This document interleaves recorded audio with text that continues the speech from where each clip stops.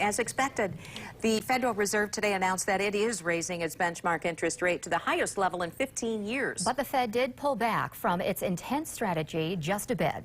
The Fed raised the borrowing rate by half a percentage point, up to a targeted range between 4.25% and 4.5%.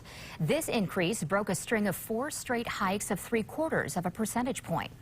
This will have an impact on a number of things, including mortgages, which have more than doubled since the beginning of 2022, but are far lower than, say, back in the 1980s. We asked the CEO of Hall Financial if he thinks we'll see rates ever get that high again.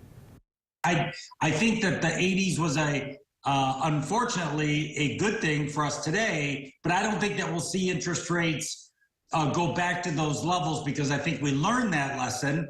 I don't know where interest rates will be in 2023. However, I would say that you're still going to see what we historically think of as a really good fixed interest rates of 5–6%.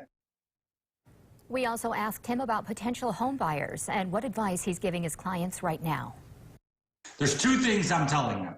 Number 1 is you can negotiate the price more than you've been able to at any point over the last 3 years.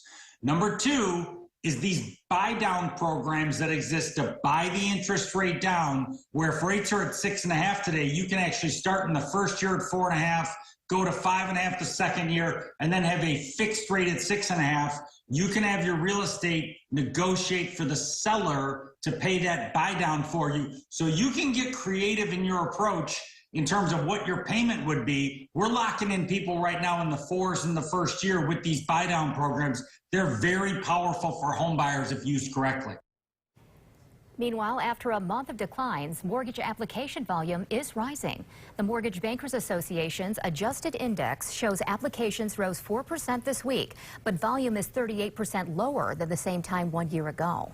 Applications to refinance a home loan rose 3% last week from the previous week. However, they are still 85% lower than a year ago.